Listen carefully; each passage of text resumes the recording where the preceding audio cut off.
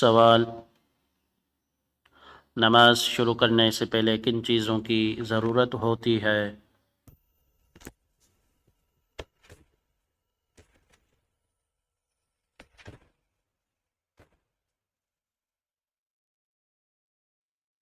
جواب: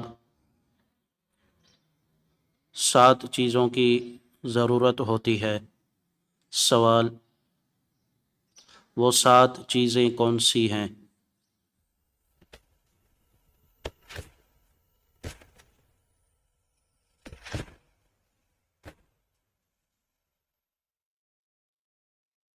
جواب: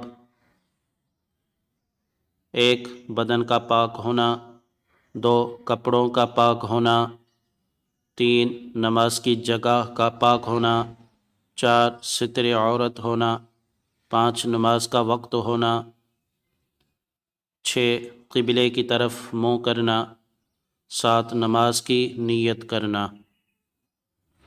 سوال: بدن پاک ہونے کا مطلب کیا ہے؟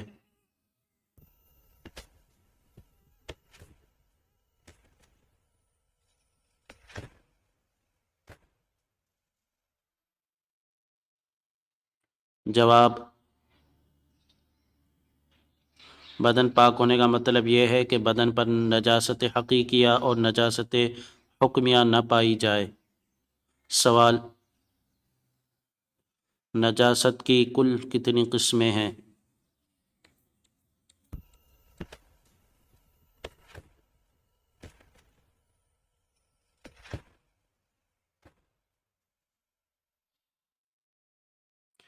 جواب: نجاست کی 2 قسمیں ہیں، نجاست حقیقیہ، نجاست حکمیہ۔ سوال: نجاست حقیقیہ کسے کہتے ہیں؟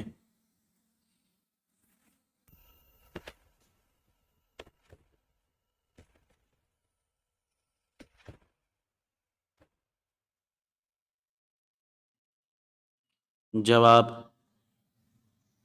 نجاست حقیقیہ وہ نجاست ہے جو دیکھنے میں آ سکے، جیسے پاخانہ، پیشاب وغیرہ۔ سوال: نجاست حکمیہ کسے کہتے ہیں؟